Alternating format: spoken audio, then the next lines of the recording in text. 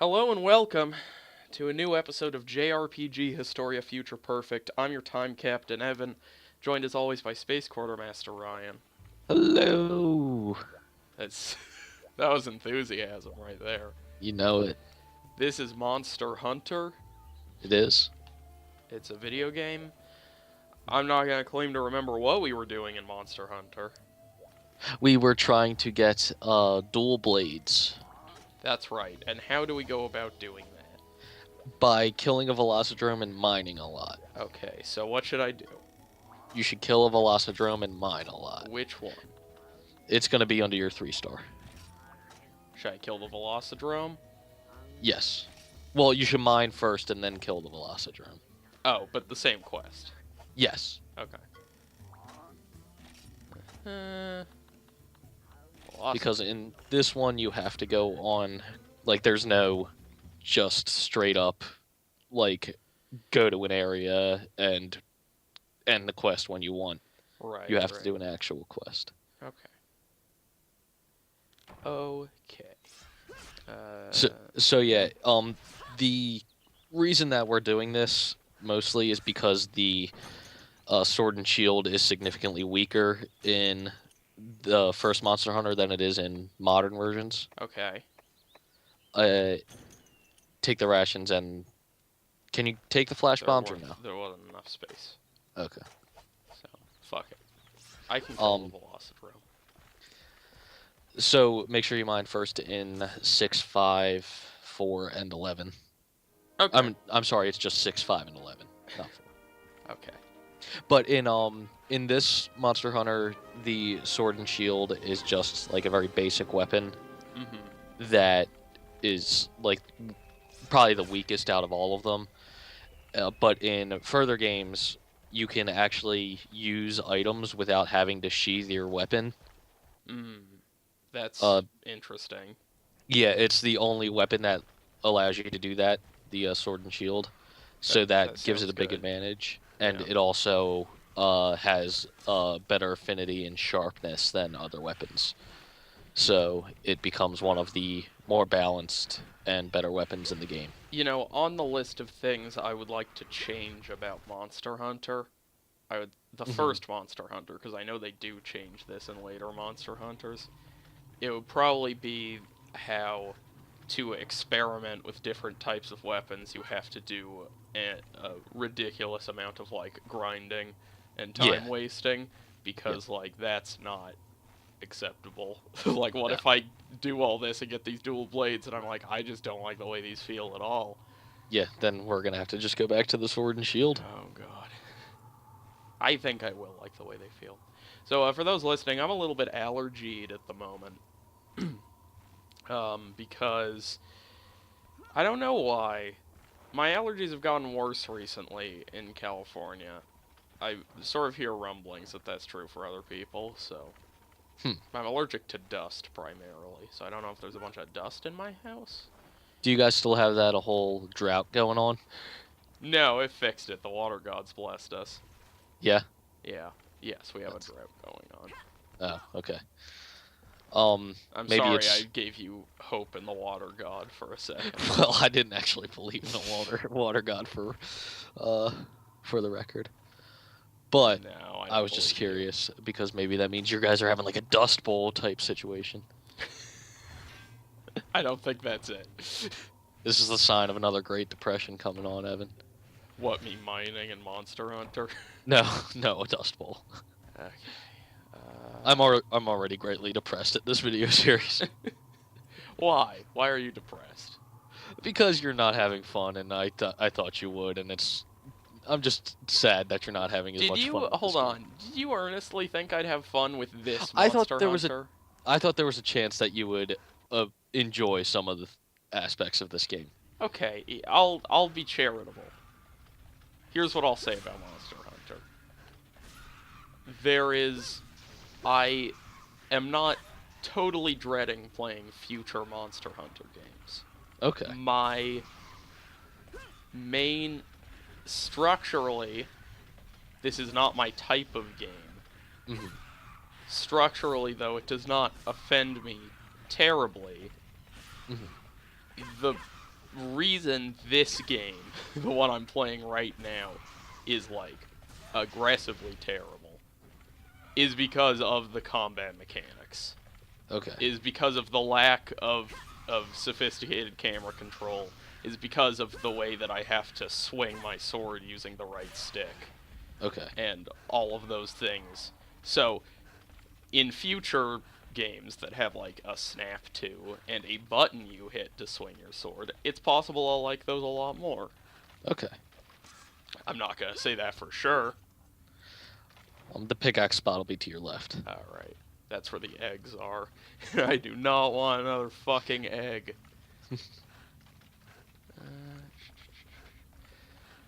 Like, I'm not opposed to a game with a grind if playing it is fun. Like, that's my problem with, you know, like Diablo or something. It's like, I'm not opposed to a game that's built around loot or whatever. But the actual mechanics of me fighting should be more than just busy work. Yeah.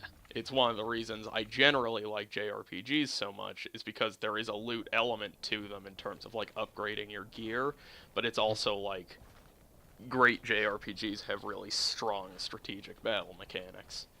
And the frustrating thing about this game is just its aspirations are so clearly out of line with, like, the combat mechanics they devised, which just feel kind of wildly imprecise and frustrating. Yeah. 11 is the last place? Yes. Is that the Velocidrome? Yep. He's got the bigger orange thing. You got it. That's how I know. I'm fucking learning. You know, it would help if there were more quests, too. Yeah. It would help if most of this game didn't feel like me just doing the same couple quests over and over again. Which is exactly what it is right now. And I guess in that way it's sort of like, right now Monster Hunter is sort of like Destiny, except if you swapped a really good Bungie shooter with, like, a bad Dark Souls. Yeah. Like, in terms of actually playing it. When Monster Hunter 4 first came out, I jokingly sent you a article that, so I can't even remember what the outlet was, but somebody wrote that said why Destiny players would love Monster Hunter 4. I mean, I'm sure they would. It's the same fucking game in a lot of ways. Like, the idea of just oh god.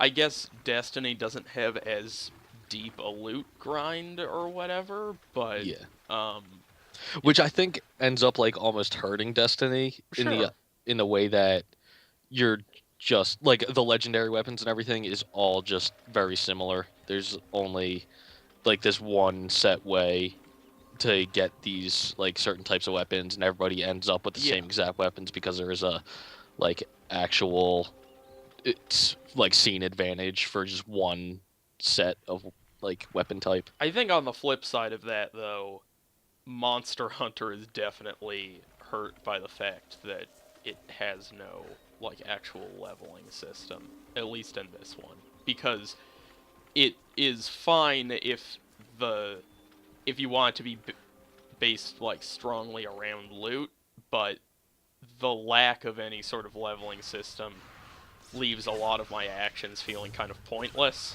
Like if I do something and don't get the loot I want, then it's as if I just hadn't played the game at all. Yeah. There is a better progression of that in the later ones, especially. I know I keep saying this and you hate when I say it, but just... I mean, look, I hate when you say it because I think it's funny to be angry at you about things, because that's sort of our persona. Right. But, you know, I'm sure the other Monster Hunter games are better than this one. It's just hard to look past that, staring down, you know, however many hours left I have of this one. Hey, Velocidrome, buddy. Look at that. Look at that dodge.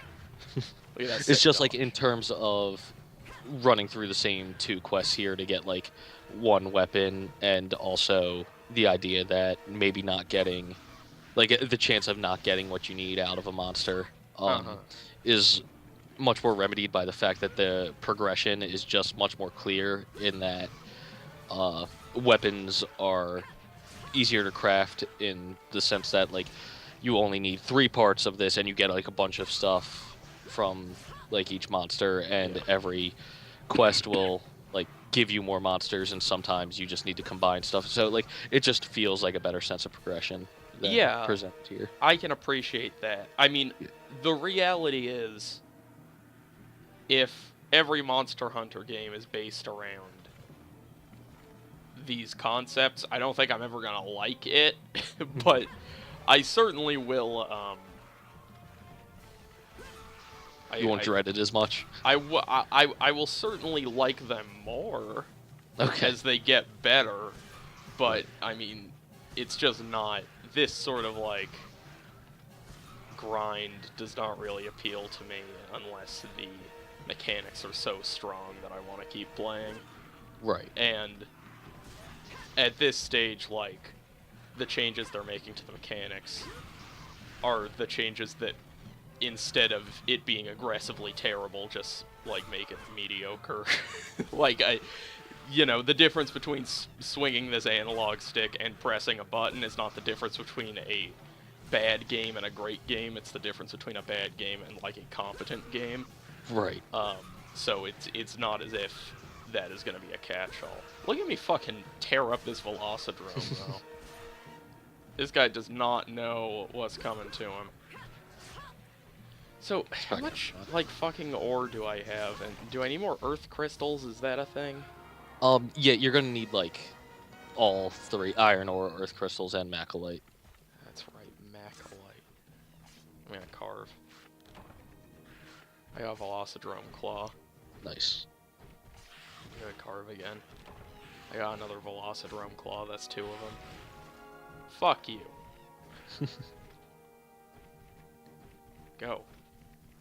I really do wish that the online servers were still up for this this game, so you could experience a little bit of that before you. That would probably help. Yeah, 'Cause just so I like hear- you could see what Yeah. it's like before like having to wait for the other Monster Hunters for that. I mean, I hear people say that that is like the actual thing with Monster Hunter. So it's also possible that in playing with you or whoever when we get to those games, it'll be a lot more palatable than just grinding this first game out by myself. Right. You know? Yeah, I've been recently playing a lot of just like pickup games essentially of Monster Hunter 4 of just like jumping into random rooms. So and how is stuff. Monster Hunter 4? I really enjoy it. Is it better than Monster Hunter 3 Ultimate? I think so. Okay. Oh man, look at those screamers. Nice.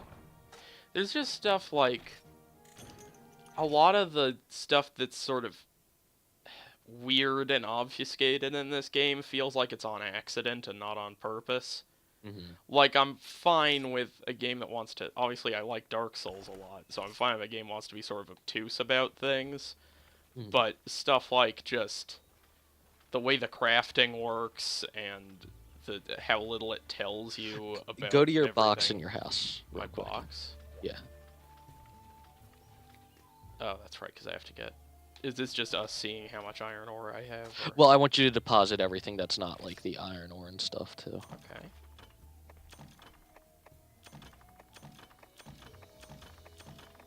Look at me go.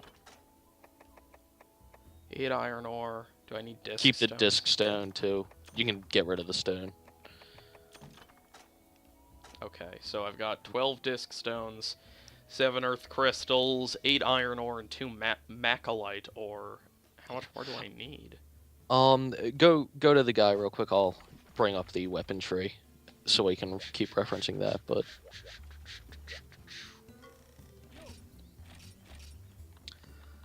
Which one is the one you're gonna want to upgrade is the... Wait, go back. I think you're under the create. You'll want to go under upgrade. Or improve. Hunter's knife? Yep. So you can upgrade that. This is what I want to be doing to get the dual blades? Yeah. Okay. No. And then Hunter's Dagger will be the next step. Okay, and that which I have you enough. have enough. We just need money. Okay. Well, let me sell some stuff from my box. Definitely sell the Velocidrome and Velociprey stuff you've Yeah. gotten. Fuck that. Fuck those claws or whatever.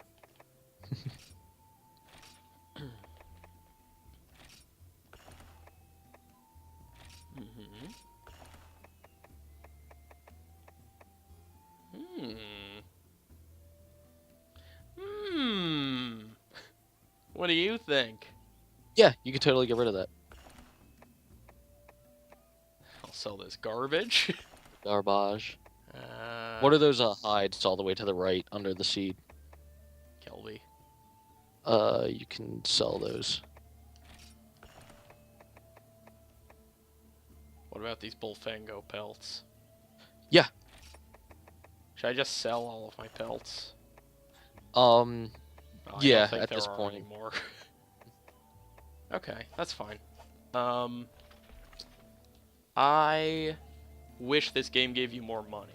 That is number 2 on the list of things I would like to change about this game. It's weird how little money this game gives you with how expensive this stuff is. Okay. So then check it again. You should still have what you need. Like, okay. Positive. You know I'm all about positivity. Yeah. This feels good. Yeah. What I'm doing right now, successfully upgrading my weapon several times, feels good. And I get why people enjoy it because it feels good. But it is dishonest. It is a feeling good that it feels better as the result of me spending a lot of time doing stuff I don't want to be doing. Mm-hmm. And that's the reason it feels so good. I should go kill the Velocidrome again. Yep, and make sure you're mine. Oh my god. Oh my god. Trying to think of stuff to talk about. I saw Kingsman. Oh, yeah. How was that? That movie sucks. Really? Yeah. How were the action scenes in it? There are like 2 really good action scenes. Okay. There's one in a church. It's weird because like even the really good action scenes I feel like have stuff surrounding them that's just super. I just don't like that director at all. He's the same guy who did Kick-Ass and something else that I forget now, but I'll look it up real quick. but it's Stardust. That's right. He made Stardust and Kick-Ass and X-Men First Class. There it is. That's the other one. Yeah. Anyway, Kingsman is pretty competently directed. And, like the action scenes, I'm pretty picky about action scenes, but they're pretty good action scenes. You can always like tell what's going on and stuff, which is nice. But man, just like everything else about that movie and that movie's script, especially, it tries to be like a satire.